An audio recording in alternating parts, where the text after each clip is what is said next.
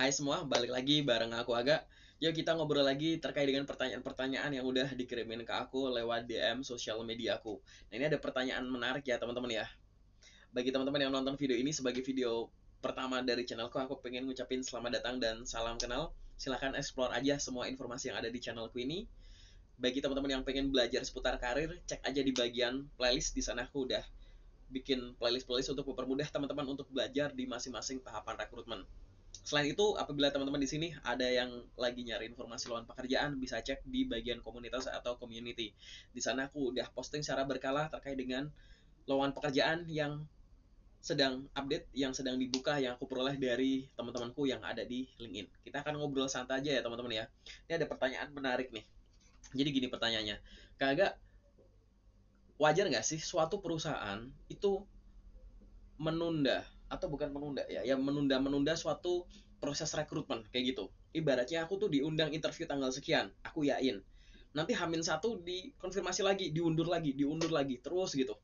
Jadi aku mengalami pengunduran suatu tahapan rekrutmen beberapa kali. Apakah perusahaan ini tuh hal ini tuh wajar dilakukan di suatu proses rekrutmen? Apakah perusahaan ini tuh red flag atau gimana?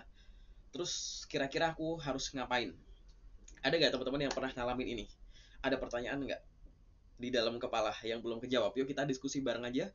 Nanti kalau ada yang punya sudut pandang lain atau punya pengalaman, tuliskan aja di kolom komentar biar channel YouTube ini bisa jadi tempat untuk ngobrol bareng secara santai.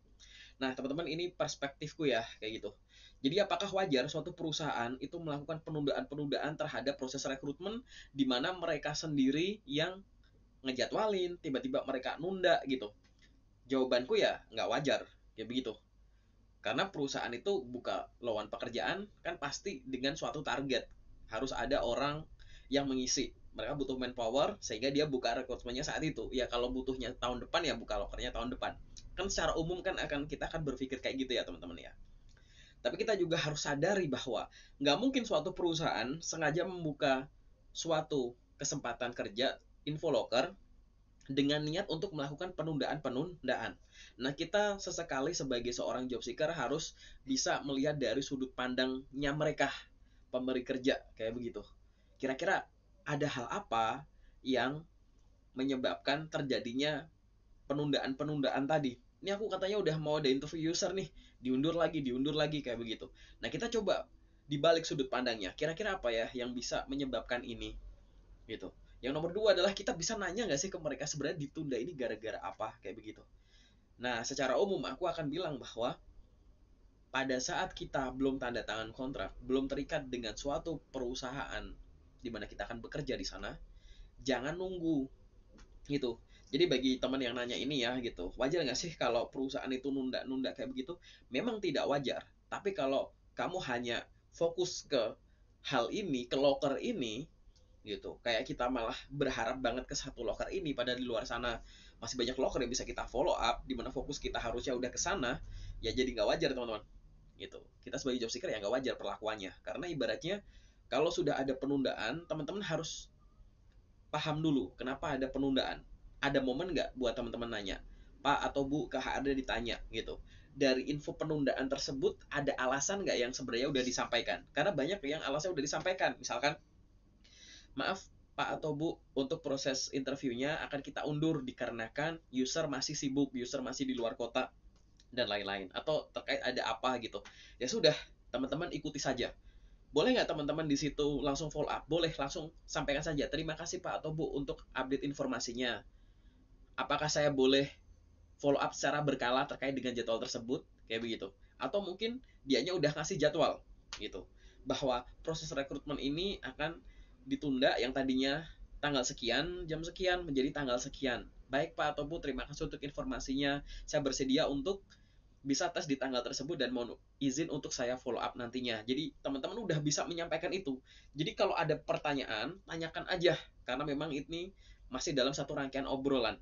Kalau memang belum disampaikan, ya tanya nggak apa-apa. Kalau mereka udah menyampaikan, tanyakan buat lebih dalam juga nggak apa-apa. Kayak begitu. Oke, yang jangan itu adalah kita harap-harap cemas, terus kita kayak ibaratnya tuh kayak, aduh ini udah gue pegang banget nih satu locker ini gitu, aku udah berharap banget nih sama satu locker ini gitu. Ya jangan gitu. Banyak orang yang akhirnya gara-gara suatu tahap fokus banget kayak aku pengen banget ke sini, kesempatan lain itu jadi kelihatan nggak menarik di depannya gitu.